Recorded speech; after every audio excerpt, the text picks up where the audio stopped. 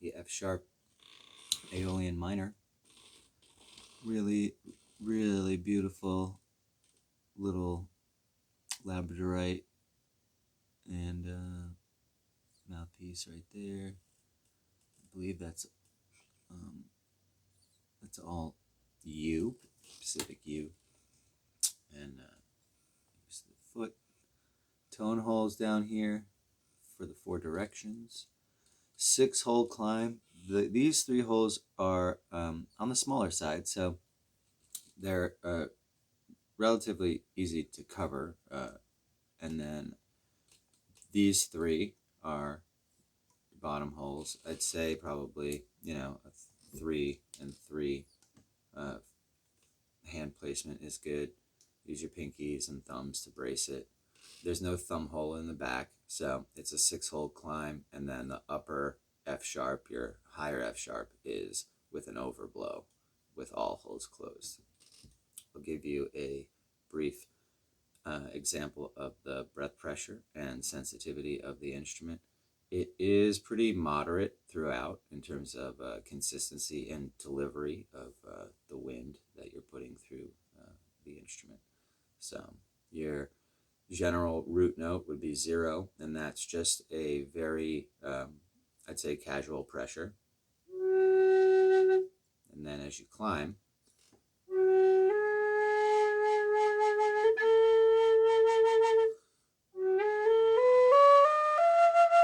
so it's very, very even temperament all the way up. You can use just a smidge more air each time you lift a finger, but it's not fully necessary. You can add that in for expression and bending notes and things too, depending on if this is your first flute or not. But there are just a very simple climb of 0 and then 1 through 6. So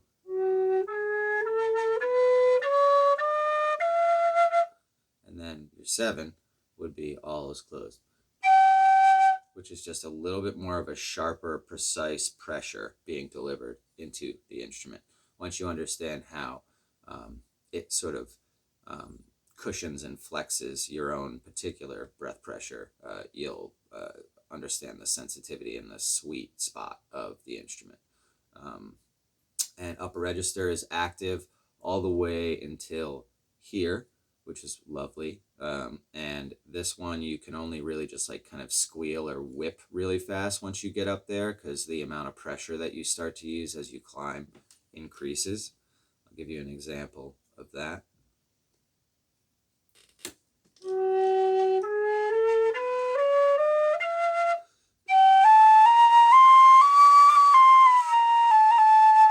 So as you lift number 4, you can be quick about that one, but then when you're trying to be hit 5, you're going to want to be extra quick.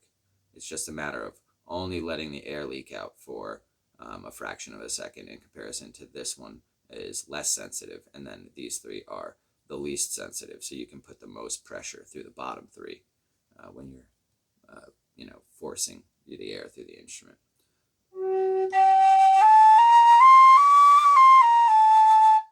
Really, really nice when you can hit those higher notes on a flute that has, I'd say, a longer, skinnier bore. It allows for the upper register to be a lot more active and the intonation to work really well, especially if you put the finger holes in the right mathematical placement. So this one I was able to square away almost all a full double octave of it, which is a lovely, lovely flute to have in any collection. So this one's really rad and unique. It's got a chimney block style fipple and fetish. It hugs the wind really well, so you can play this one outside a lot easier than some other style flutes. Sometimes if wind cuts across the mouthpiece this way when you're playing outside and it's just nature, sometimes you can get a little bit of some cancellation in there with crosswind coming in and cutting out your wind that's trying to float down into the instrument. So when playing outside, it's always good to face away from the wind And there's always just like a sweet spot that you'll generally find when doing that. But functions extremely well in a regular regular environment, especially indoors. It's got pretty nice, good tonal quality, robust sound. Um, Definitely a really lovely piece. This one actually is some spalted bamboo too, so it ages and cures, and when it's kind of rotting standing up, and it shifts all of the acoustic and tonal frequencies to a slightly different timbre, and they always sound really, really cool when I'm able to make them of stock like this, as opposed to fresh pieces that I have to blow torch or things like that. So yes, that's a pretty decent tutorial. You've got your root note and your climb, and then your upper register activation, and that is the most that I can explain right off the bat. In terms of maintenance, you can always rub the whole flute down with a little bit of oil of any kind, and then buff it off and make sure that there's no extra residue. You can use carnauba wax, and that's just kind of like a natural tree wax paste that you buff on with a pad, and then you buff it off with a dry cloth, and it creates like a really nice semi-sheen patina.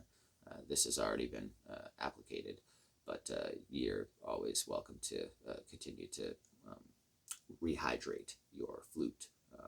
Probably like once every 2 months. Depends on your climate, really. If it's a relatively like even humidity type place, flute should be good for a while. So just average maintenance is okay. Don't play it in extreme hot, all the time. Like if you're in Las Vegas, like then that's pretty warm there and dry. So I'd say keep it. It can go outside. It just does. I'd say make sure that when it goes from an air conditioned, cooler environment to a drier or hotter place, if it's being played, that it has a chance to like have an intermediary space to shift between the temperatures, so it doesn't have to go shock between, because acoustic instruments, guitars, etc., they're all susceptible to warping and shifting in different climates and whatnot. So that's the main things that I can express with this beauty here. Thank you so much for acquiring and being interested in my creations. Much love and deep thanks to you from the Flute Wizard here. And I am super stoked that this gets to go travel to another part of the country. So rock on, be well. I'll mail this in the next day or so. And thank you so much.